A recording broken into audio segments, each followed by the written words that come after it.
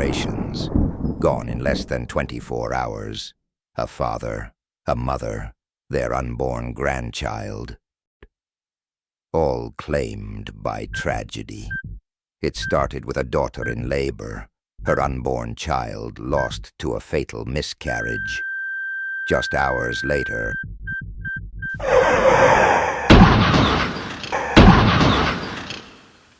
her parents, Henry and Evelyn, died in a horrific car crash while rushing to the hospital. Their bodies were brought to the very place where their daughter and grandchild had just been pronounced dead.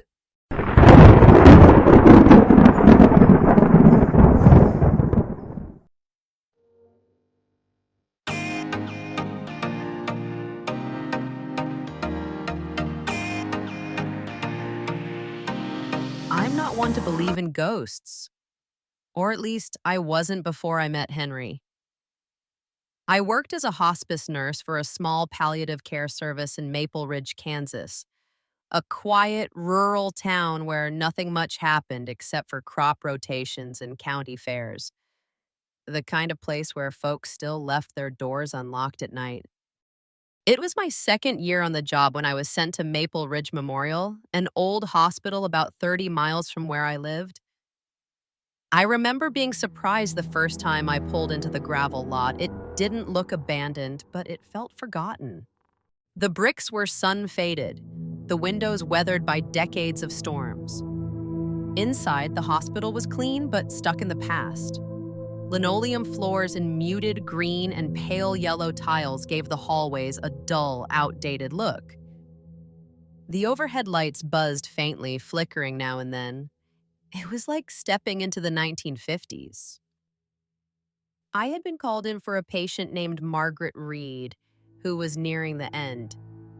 It was around 3 a.m. when I arrived, typical for these calls. The hospital's night shift was sparse. A few tired nurses, a receptionist, and 2 aides. I checked in and headed toward Margaret's room. As I was walking toward Margaret's room, I was flipping through her file, reviewing her charts and notes. My eyes flicked up briefly, scanning the hallway ahead, then dropped back to the papers in my hand. I vaguely noticed a man standing further down the corridor, but I didn't think much of it.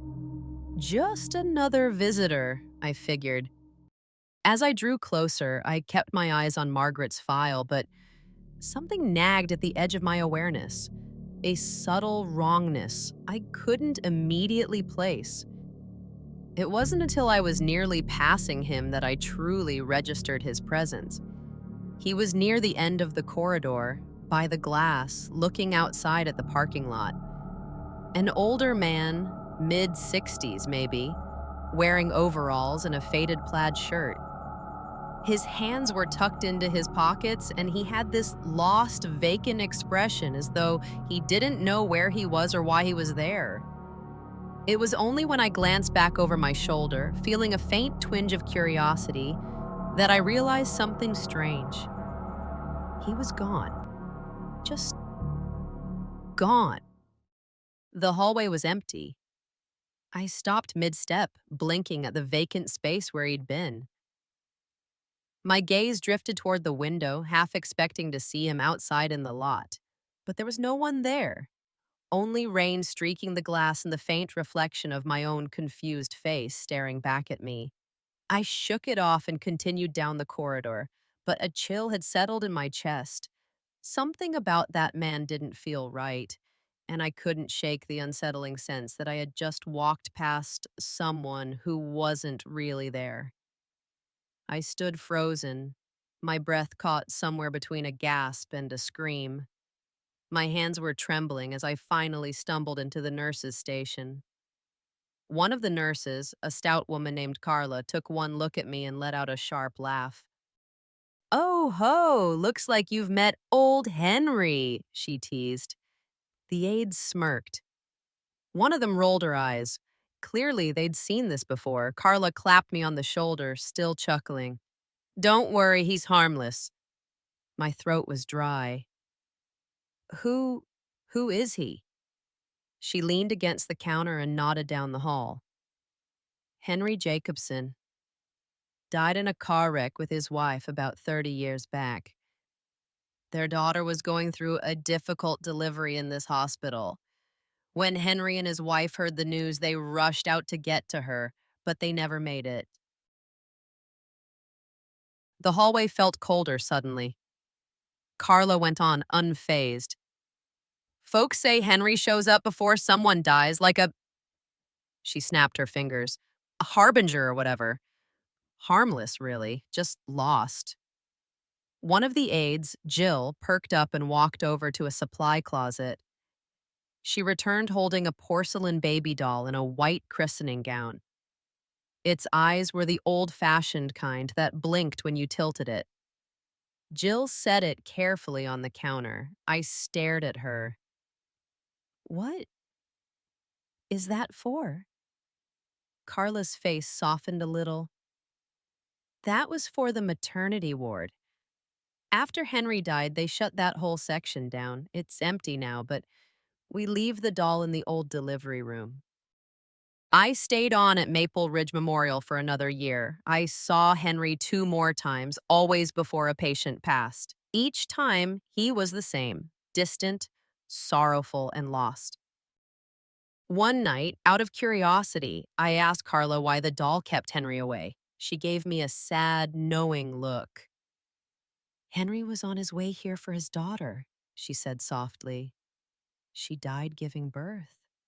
He never got to hold his grandbaby. I think when he sees the doll, it makes him think he did. Her voice broke slightly, but she smiled. I like to think it gives him a little peace, just for a while. Today, I no longer work at Maple Ridge, but I still think of Henry sometimes. What a sad story, and a big heart he had. I imagine him wandering those dim hallways, searching for faces he'll never find, watching over strangers who will never know his name. A lost soul, forever waiting, still trying to reach his daughter.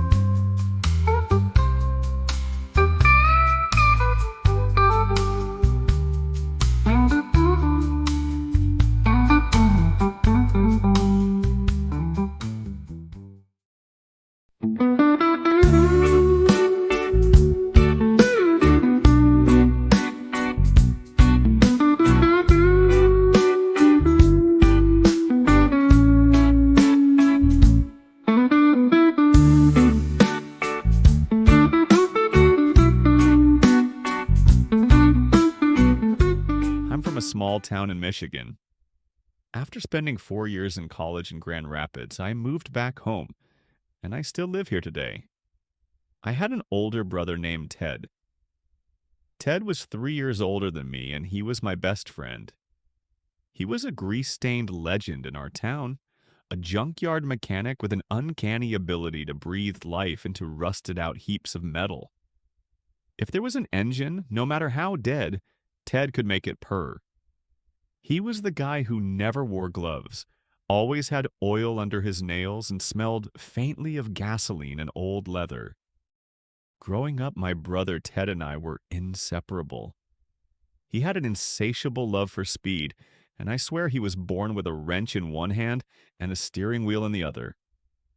When he wasn't fixing cars, he was tearing down back roads, pushing every vehicle he touched to its limit.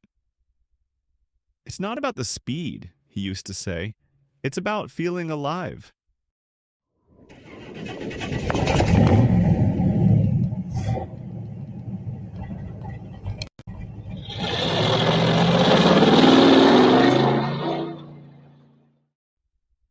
But one night, speed betrayed him.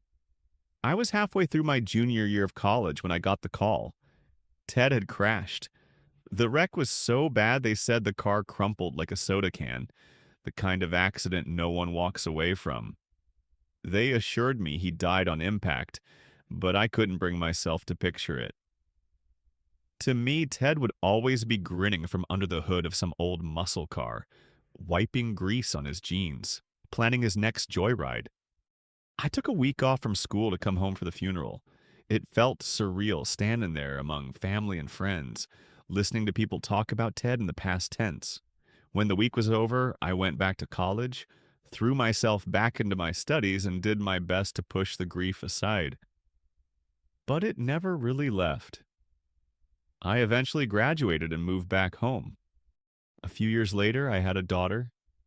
She was born long after Ted was gone, so naturally she never knew him. As far as I remember, I never mentioned Ted around her. I had shared a few stories with my wife, but never in front of our daughter. The only way she could have had any exposure to him was a single picture of Ted and me hanging on our living room wall, tucked among several other family photos. But when she turned 3, she started acting strange, dropping hints that my brother Ted had been visiting her. At first, it was little things, waking up in the middle of the night and coming into our room. I chalked it up to nightmares, the kind all kids have. But every time I took her back to bed and asked what was wrong, she'd whisper the same thing. "The guy in my room."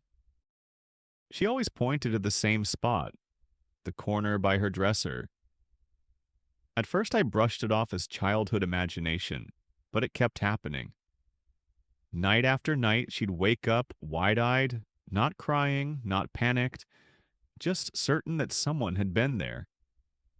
And then, one night, she gave him a name. Uncle Ted. The hairs on my arm stood up. She had never met him. She barely even knew of him outside of a few framed pictures on the wall.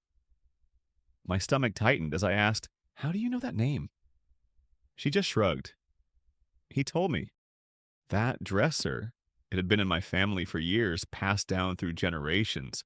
But after that, I couldn't look at it the same way. Late at night, I started sitting in the hallway outside her room, just listening. And then one night, I heard it. Not words, not a voice. Just the faintest creak like someone shifting their weight against the wood. To this day, I don't know what to believe. But my daughter never seemed afraid. If it really was Ted, then maybe, just maybe, he was only doing what he had always done, looking out for his little brother.